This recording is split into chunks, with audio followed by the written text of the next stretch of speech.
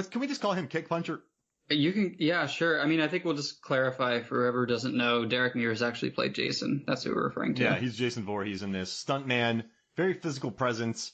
What's interesting, he said that growing up, Derek Mears had alopecia. And when he saw Jason with his looks, he kind of loved those movies because he felt a kinship to him. So he was bullied, yeah. Yeah, so when he got the call, he said, yeah, that's great. When we shoot, when's it going to be? All right, great, I'll get you in touch with my manager. But in his head, he said he was just screaming. He was like, oh my gosh! I mean, imagine being like any kind of male actor, stuntman type, and getting that kind of call. Nobody's going to be like, oh, it was just another job. Man, I'd do it. I'd be the disco dancing Jason. A disco dancing Jason? That's right. Everyone, so I always said that if I was ever in Star Wars and I would be a pilot, but I would be Elvis Antilles, I would grow sideburns and I would have like a funky visor and I would speak with a very like, So is that like Wedge's brother or cousin or what? Elvis Antilles. So when I'm attacking the Death Star, I'm like, hunka, we got it. Or, he's on my 6. Oh, and I would just make noises like that. And then I'd blow, he's on my 6. Oh, I can't escape him. Stay on target. And then I would blow up. And then I would have toys. Everyone would remember me. I would have books. Because Elvis Antilles is on people's minds. I feel like you really missed the boat. I feel like that first original 3 movies might have been more your window of time for that, but Disco's dead. Well, if they do another Rogue One-esque type film prequel, and they did try to go the retro vibe then, I could be put in there. Okay, but Star Wars' like disco phase was like divorced from the context of the narrative. Like, you didn't have Luke and Leia go into the cantina, and you didn't have the the band playing fucking ABBA. Well, they couldn't get the rights to them. All right, Mark. Listen. There's hope for you yet. When a director hears this. There's hope for Elvis Antilles. You don't love this idea of Elvis Antilles?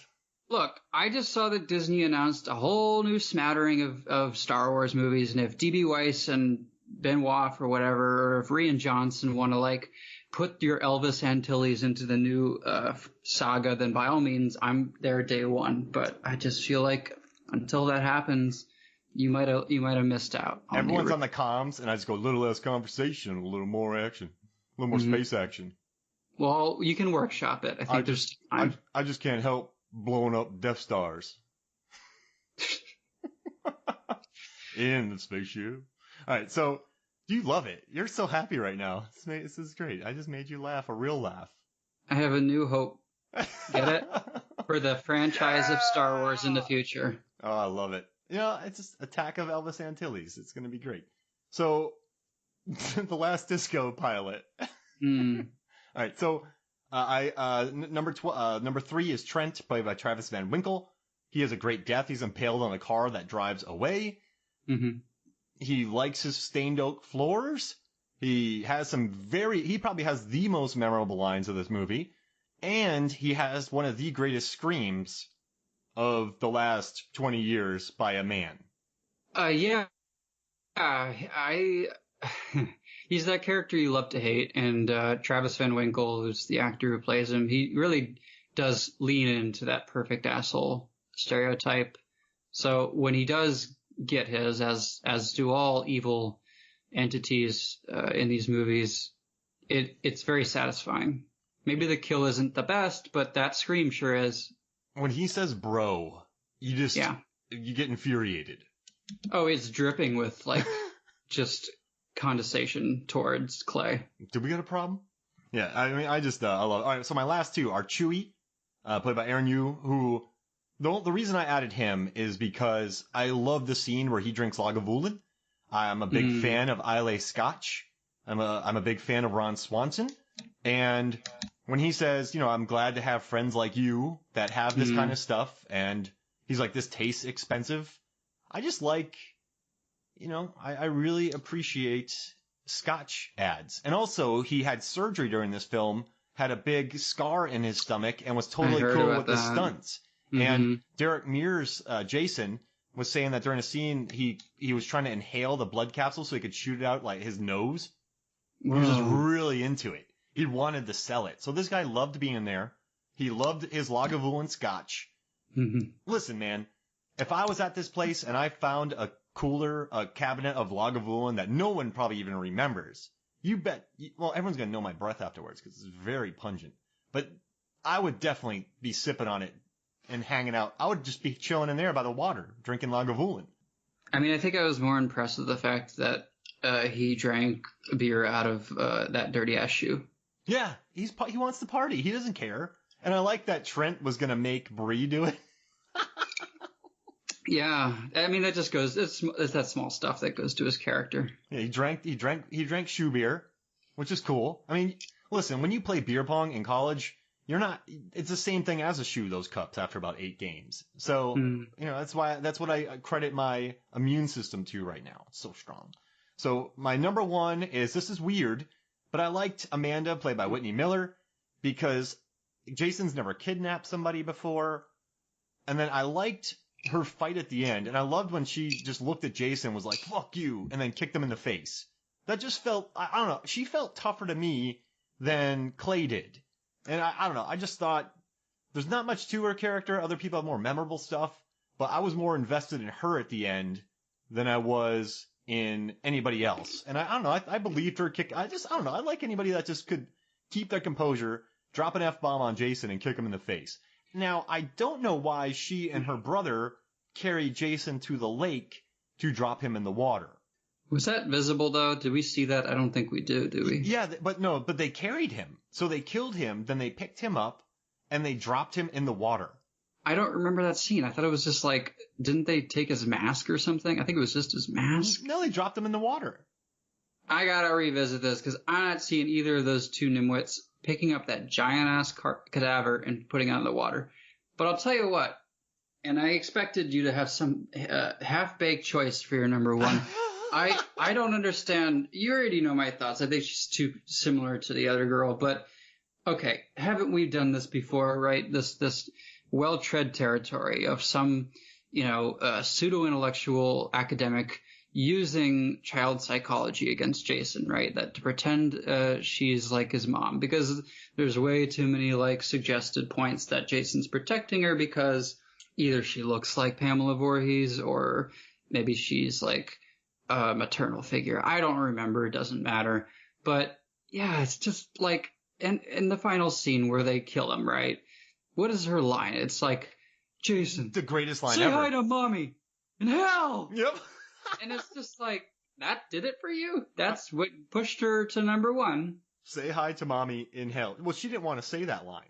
Yeah, it sounds like it. So they couldn't do ADR because she just sounds like she's got a gun to her head. She hated that line. So I don't know if you saw that documentary, but she said, I did not really want to say that line. Right, yeah. And I remember watching this, and I was pretty bored by the ending. I got to tell you, I was working out, maybe doing something. I don't know. I was writing, or I'm always doing research or something. And then she said that line, and my attention just perked up. Like, that line is perfect. That's a great.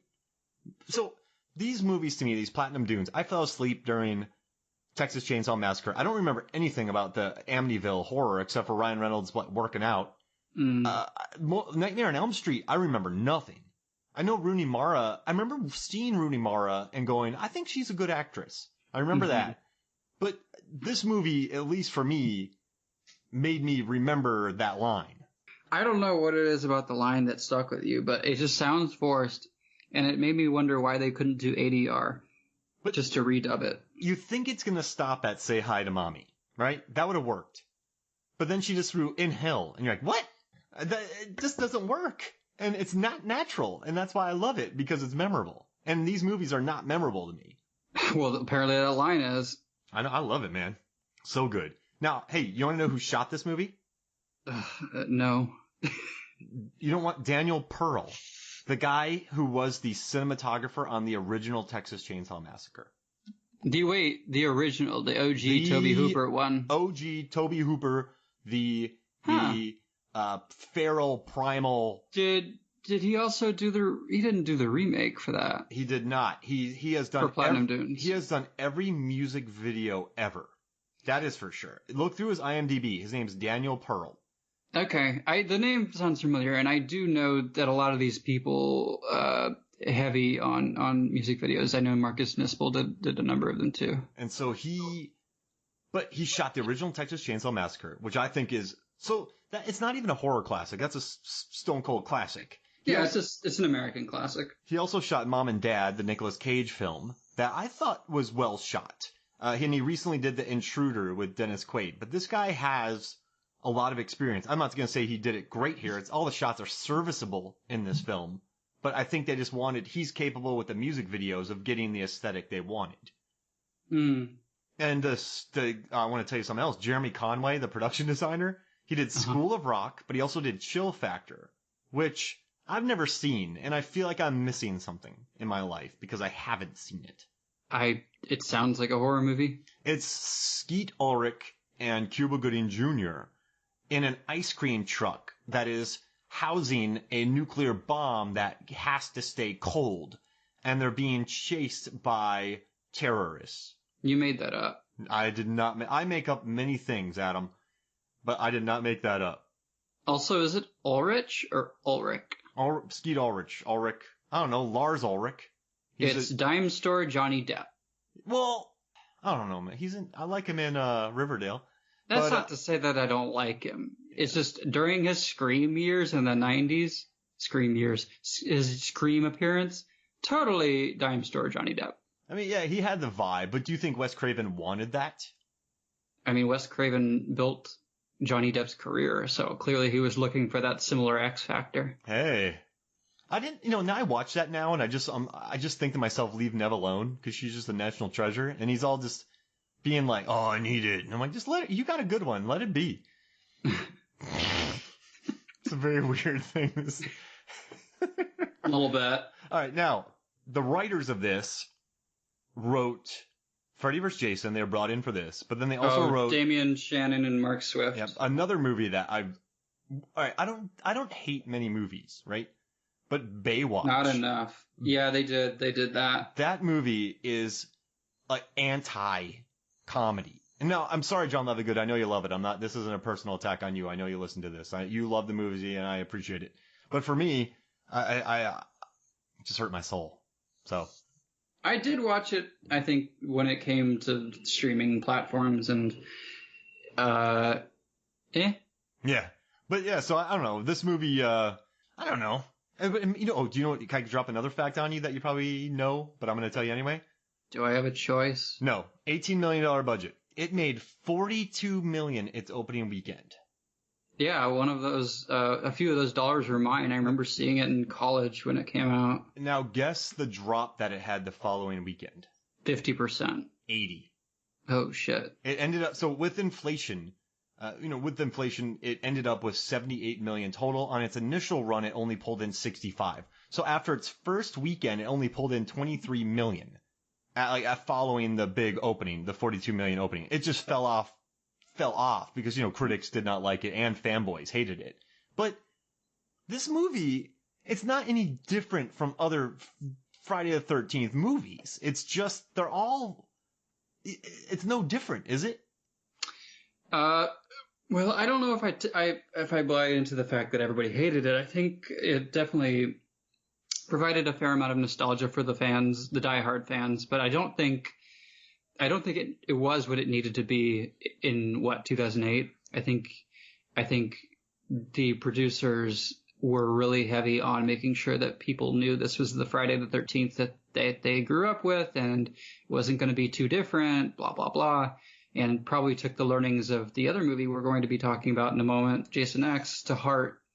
So keeping things very overfamiliar, but maybe for the time it just should have been more ambitious. I don't know. Yeah, I want to say though that there is a fight scene where a guy uses a wok and a fire poker. What part is the fire poker? When Lawrence goes into the boathouse. Oh, okay, that's right. What do you think about that? I mean, he puts up a fight, and I like that. I don't want to get into this idea that Jason's got like a super criminal mastermind, right? He's not plotting that heavily, but I do like that he uses more strategy. He's not just bursting through doors and throwing hammers. But he does let this guy kind of writhe in pain and torture him.